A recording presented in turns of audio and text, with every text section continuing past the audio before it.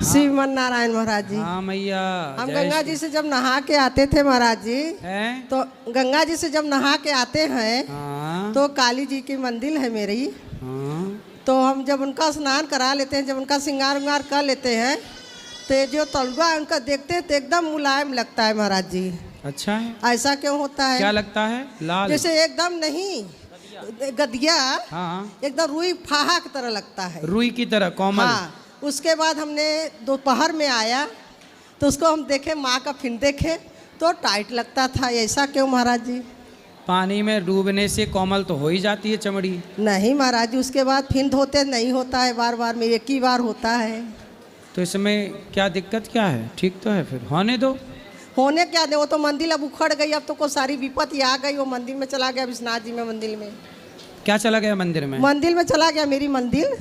कहाँ चला गया? वो काशी में विश्वनाथ जी मंदिर है, हाँ। वो अपना ही मंदिर था महाराज जी। अच्छा, काशी विश्वनाथ मंदिर आपका था? हाँ। कब तक आपका था? अभी तक था महाराज जी, जब ये मोदी साहब आए हैं तो अभी भी तो है आपका। हाँ। काशी विश्वनाथ तो सबके ही हैं।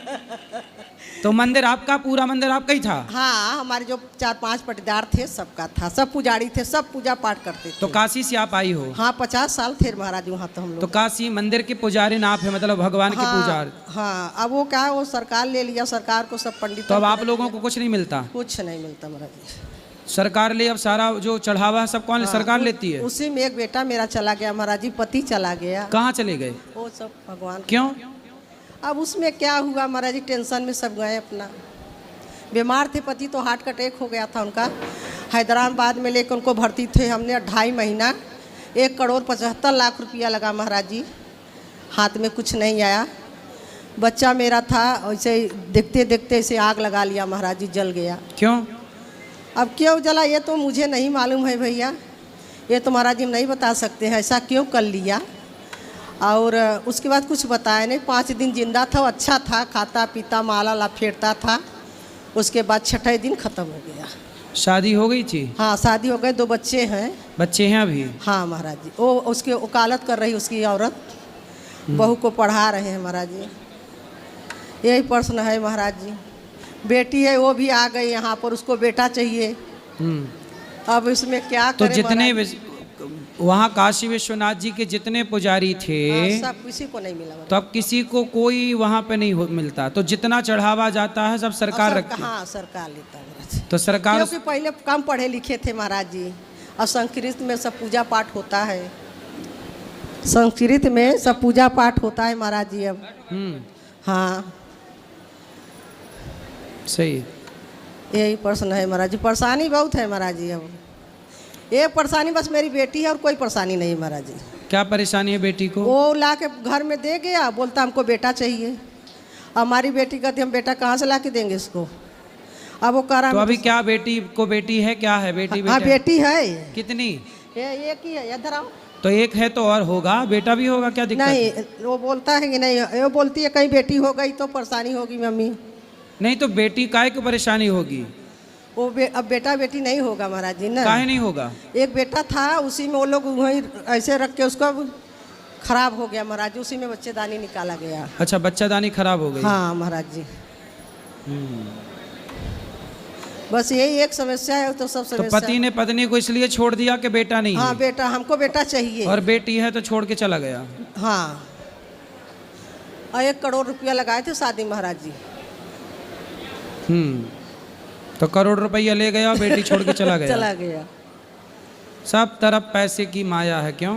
देखिए, सब तरफ इंसान आजकल कोई नहीं चाह रहा है, पैसे सब चाह रहे हैं। इंसानों की कोई वैल्यू नहीं है, सब तरफ पैसा। इसलिए कहता हूँ ऐसे इंसान बनाओ, बच्चे ऐसे पैदा करो, ऐसे संस्कार दो जो पैसे से प्यार ना करें, इंसानों से प्यार करें, इंसानों की कदर करें। वरना पैसा रहेगा पर इंसान नहीं रहेंगे महाराज जी।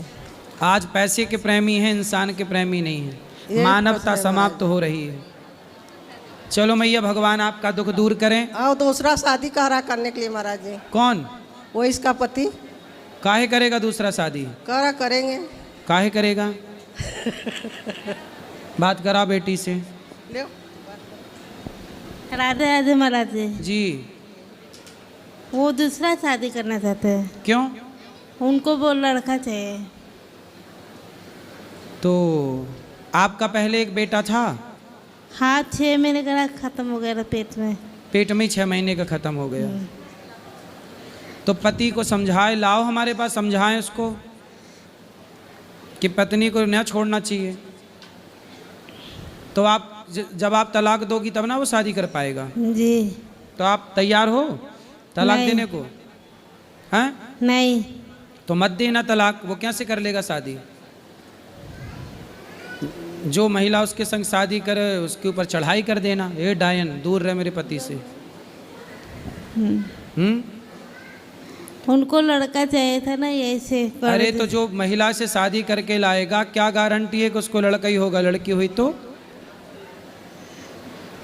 फिर उसे भी छोड़ेगा, तीसरी पकड़ेगा। कुल मिला के उसे पत्नियां बदलनी है, छोरा तो बहाना है। नहीं।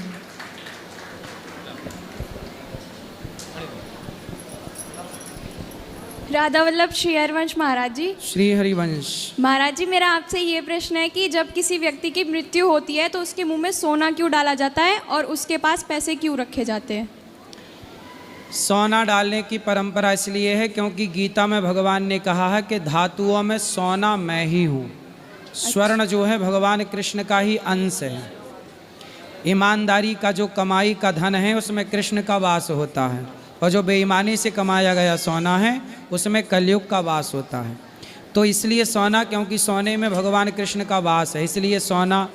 और धन, धन इसलिए मुर्दे के ऊपर डालते हैं ताकि दुनिया को बताएं कि देखो सारी जिंदगी ये धन के पीछे भागता था, धन धन धन, अब हो गया ना निधन। धन्यवाद महाराज जी। राधे राधे जी। राधे राधे महाराज जी। जी महाराज जी, मैं आपके काम के यहाँ पे आया हूँ, काम के लिए। क्या काम करते हो? कुछ नहीं कर रहा, 3 महीने से बेरोजगार बैठा हूँ महाराज जी। तो फिर क्या चाहते हो? आपके यहाँ कोई काम होता आप लगा लें। अभी तो बेटा सब काम चल रहा है यहाँ, सुबह सुबह से उसी के लिए बैठा हूँ। कहीं भी काम कर लो, काम खूब मिल जाएगा संसार में। मेहनत करो, बिजनेस कर लो, थोड़ा काम धंधा शुरू कर लो कुछ।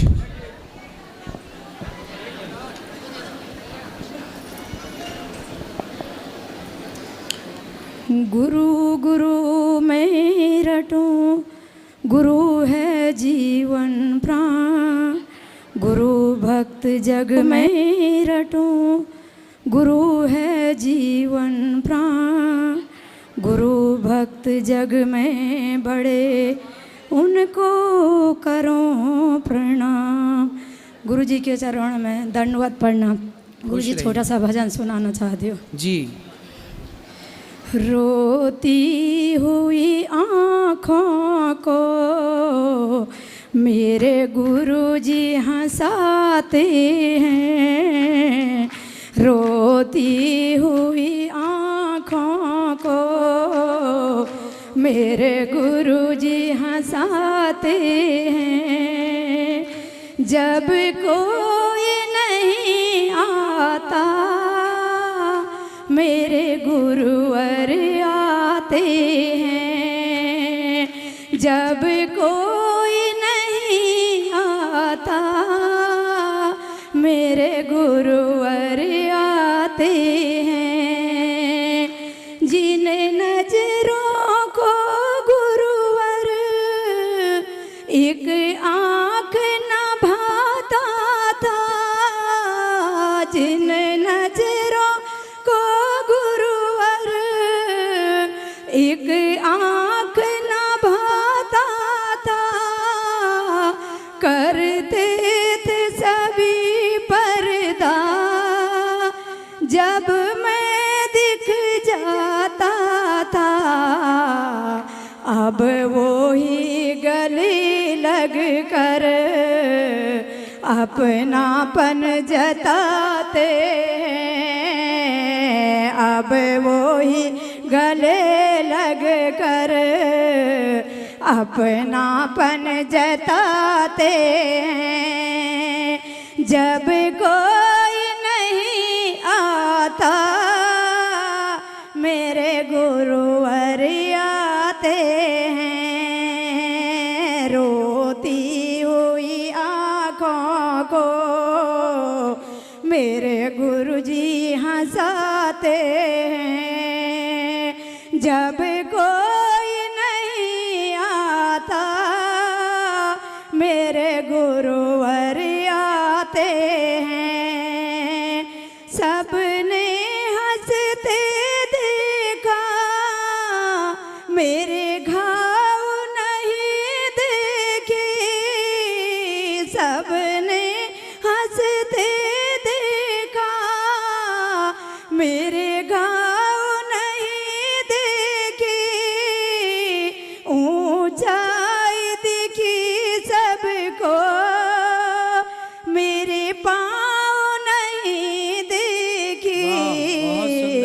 उस मंजिल को पाने में छाले पड़ जाते हैं। उस मंजिल को पाने में छाले पड़ जाते हैं।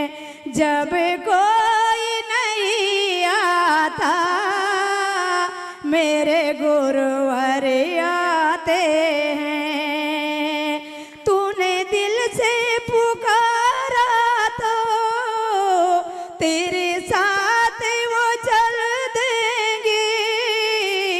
तूने दिल से पुकारा तो तेरे साथ वो चल देंगे। तेरे जीवन का माधव इतिहास बदल देंगे। कल तक जो रुलाते थे अब वो ही हंसाएंगे। कल तक जो रुलाते थे अब वो ही हंसाएंगे। जब कोई नहीं आता मेरे गुरुवर आते हैं। मेरे गुरुवर आते हैं। गुरु जी के चरणों में कोटि कोटि प्रणाम। बहुत अच्छा गाते हैं आप। सीखा होता संगीत आपने तो बहुत अच्छा आप गाती। सीखा आपने? हाँ गुरु जी मेरे को बहुत भजन आते। अच्छा। मेरे को 50,000 से भी ज्यादा अपने आप का आना जिन्हें ठाकुर जी ने सिखा रखा। बहुत अच्छा गाते हैं। भगवान बहुत सुखी भजन रखें आते हैं। आपको। बहुत मन करता बस दिन भर भजन खुश गाते रहूं। सुंदर। राधे राधे गुरुजी। जी गुरुजी कह रहता है जब हम कुछ लर्न करते हैं मुझे लर्न नहीं होता है। कर लो बेटा, क्यों नहीं याद होता? करना पड़ता है याद। मन मोबाइल पे लगता होगा आपका। जो मोबाइल चलाने लग गए ना बच्चे वो बिगड़ गए, समझो। उनका लर्न होगा ही नहीं, याद होगा ही नहीं कुछ। इसलिए पहले मोबाइल जैसी बीमारी को दूर फेंको अपने से। ये मोबाइल एक बीमारी है, जिस बीमारी से हम सबको बचना चाहिए, वरना ये मोबाइल हम सबको अपाहिज बना देगा। ओके गुरुजी। ठीक है। राधे राधे गुरु जी राधे राधे गुरुजी। जी। गुरुजी मेरा ये प्रश्न था, जैसे कि हम ब्रह्मचर्य करते हैं तो उसमें मतलब ये कहते हैं कि संपूर्णित आहार खाना चाहिए और मतलब भगवान की भक्ति करनी चाहिए। तो मेरा कहना ये था कि जो मतलब प्याज और लहसुन है वो कुछ कहते हैं कि खाना चाहिए, कुछ कहते हैं नहीं खाना चाहिए। तो उसका कैसे क्या करना चाहिए? भगवान जी का भोग नहीं लगता बस। बाकी कोई खाए तो वो पाप की श्रेणी नहीं है, पाप नहीं है वो। आयुर्वेद में उसको खाने की इजाज़त आयुर्वेद औषधि के रूप में देता है। इसलिए खाओ ना खाओ मर्जी आपकी, भगवान को भोग नहीं लगता। इसलिए भक्त लोग सोचते हैं कि जो भगवान को पसंद नहीं है वो हम क्यों ग्रहण करें। और एक प्रश्न ये था गुरुजी, जैसे कि हमने देखा है कि शंकर भगवान, पार्वती मैया और राधा रानी कृष्ण जी के जितना बीच में प्रेम था उतना ही मतलब उनमें लड़ाई थी। तो उसका कुछ कारण? कहाँ पार्वती जी को तुमने शंकर जी के साथ लड़ते देखा है? कब देख लिया पार्वती जी शंकर जी की लड़ाई? गुरुजी दिखाते रहते हैं ना कि रूठे पड़े ऐसे। वो कौन दिखा रहा था तुम्हें? शंकर जी आए थे क्या? हैं? किसने लड़ाई दिखाई थी बताओ? सीरियल में सर गुरुजी। तो सीरियल में तो भैया मुन्नी बदनाम ही चल रहा है, शीला की जवानी चल रही है। तो जो सीरियल में दिखा रहे हैं सब सही थोड़ी है। Yes sir. वो तो जो देखो टीआरपी बटोरने के लिए सब गलत थलत दिखा रहे हैं। टीवियों में जो तुम्हें बॉडियां दिखती हैं हीरो हीरोइन की, वो होती थोड़ी है रियल में। वो तो सब होता है अलग बेटा, जो दिख रहा है वो है नहीं, और जो है वो दिखाई नहीं पड़ रहा है। राधे राधे गुरु जी। समझो, इसलिए शंकर जी माता पार्वती की लड़ाई नहीं होती। ठीक है, तुम भी। राधे राधे गुरुजी। जी गुरुजी, मेरा एक प्रश्न था। हम जब स्कूल में तिलक लगा के जाते हैं तो हमारी शिक्षिकाएं हमें ट्रोल करती हैं कि क्या तिलक बोलती हैं? तिलक नहीं लगाना चाहिए, तिलक से कुछ होता नहीं है, पूजा पाठ कुछ नहीं होता, पूजा पाठ नहीं होता, सिर्फ कर्म होता है, कर्म ही धर्म है, तिलक लगाने से कुछ नहीं होता, भगवान की पूजा तो नहीं करनी बोले जब चाहिए। कुछ नहीं होता तो हमारे माथे पे लगा है तो तुम्हें क्यों मिर्ची लग रही है, ऐसा बोला करो मैडम। बोले जब कुछ नहीं होता तो हम लगाए हैं, तुम्हें क्यों कुछ कुछ हो रहा है। बोलो हम लगाए हैं, हो तुम्हें रहा है। लगाए हम तिलक हैं और मैडम को कुछ हो रहा है। पूछना मैडम से क्या हो रहा है तुम्हें। गुरुजी, कंठ पे तिलक क्यों लगाते हैं? 12 तिलक होते हैं, 12 स्थानों पर तिलक लगाए जाते हैं, उनमें एक स्थान कंठ है। कंठ में माँ सरस्वती का वास होता है, इसलिए भगवान सर्वांग शरीर के सर्वत्र हिस्से में सब जगह हैं, तो इसलिए तिलक लगाए जाते हैं। गुरुजी, जब हम अपने दोस्तों से बोलते हैं जीव हत्या पाप है, मांस मछली नहीं खाना चाहिए, तो वो हमसे ये बोलते हैं कि ऐसे तो पेड़ पौधों में भी लिविंग बींग्स हैं, वो भी, उनमें भी जान होती है। तो बोले पेड़ पौधे थोड़ी खाते हैं, वो तो अनाज जब धान का पेड़ सूख जाता है तब उसका फल धान चावल के रूप में तब ना खाया जाता। वो कहते हैं उसे भी तो तुम मार के ही खाते हो। नहीं, बोले मार के क्यों खाते, वो तो अपने से भाई किसान खेत कब काटता है, फसल जब फसल पक जाती है, सूख जाती है, जब तक हरा होता है पौधा किसान नहीं काटता, जब पौधा सूख जाता है तब काटता है। तो वो प्रकृति ने अनाज हमारे लिए बनाया है तो हम अनाज खाएं। वो ऐसा कहते हैं, ऐसा किस शास्त्र में और कहाँ लिखा है? बोला लिखा है, पढ़ो शास्त्र के नाम चिल्लाने से होगा, बोलना अहिंसा ही परमो धर्म, ये लिखा है। कहते हैं लेकिन वो नहीं मानते, कहते हैं शास्त्र में कहाँ बोले ना माने तो चूल्हे में जा, बोले तुम अपने बाप को पका के खा जाओ, हमें क्या दिक्कत। उनसे बोला करो कि तुम मांस तो खाते ही हो तो अपने बाप को शमशान ना भेजा करो, बाप को भी पका के खा लो। भाई जब मांस खानी है तो मछली मुर्गी खाते हो तो बाप की टांग भी खा लो, आज कल हाथ खा लेना, फिर पेट खा लेना। भाई मांस तो बाप के अंदर भी है। बोल रहा उनसे कि भाई जब तुम मांस खा ही रहे हो, बकरे का, मछली का, मुर्गे का, तो फिर बोले दादी मरे तो पका के खा लेना। बोलना ऐसे। गुरुजी, द्रौपदी जो थी वो यज्ञ सैनी थी, तो जब दुशासन ने उसे छुआ तो उसने उसे वहीं पे भस्म क्यों नहीं कर दिया, उन्होंने सेल्फ डिफेंस क्यों नहीं की?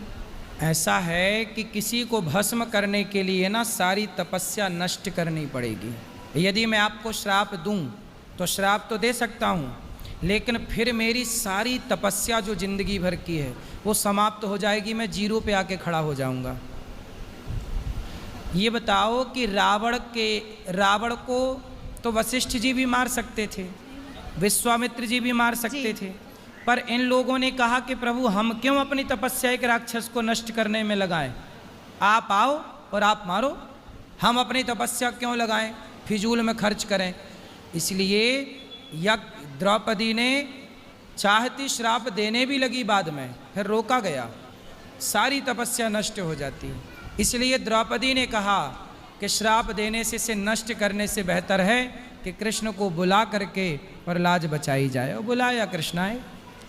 गुरुजी, मेरे दादाजी दिन भर आपकी भागवत सुनते हैं, लेकिन फिर भी उन्हें क्रोध बहुत आता है। जब उन्हें क्रोध आता है तो कहते हैं मैं सब कुछ छोड़ के वृंदावन का वासी हो जाऊंगा, गौरी गोपाल में जाके खा लूंगा, वहीं रह लूंगा। हाँ, तो ये उम्र भजन करने की ही तो है, घर पे क्या कर रहे हैं दादाजी? तो उनकी सेवा तो हमें करनी पड़ेगी ना। करनी वो पड़ेगी, बुजुर्ग हैं। करो, पर उनका बोलना कि अब आप तीर्थ यात्रा पे निकलो। आपको घर पे इस उम्र में 60 के बाद घर पे नहीं रहना चाहिए। 50-60 बेटा बेटी का ब्याह करके भ्रमण करो, तीर्थ यात्रा करो, भगवान का चिंतन करो, इस धाम उस धाम में रहो, भजन करो। उनसे चला नहीं जाता है, वो बहुत मुश्किल से टहल पाते हैं, अपना क्रियाकर्म बहुत मुश्किल से कर पाते हैं। इसलिए बोलते हैं जब तक चल पा रहे हो तब चलो, वरना एक दिन तो ना चलने वाले बन ही जाओगे।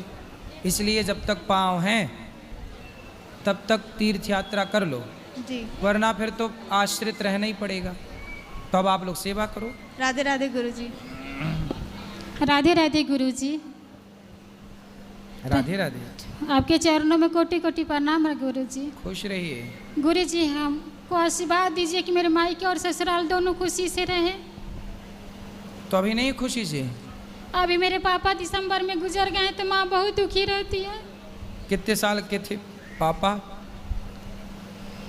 50-55 साल के 59 साल के होंगे 60। जी। काहे चले गए इतने जल्दी?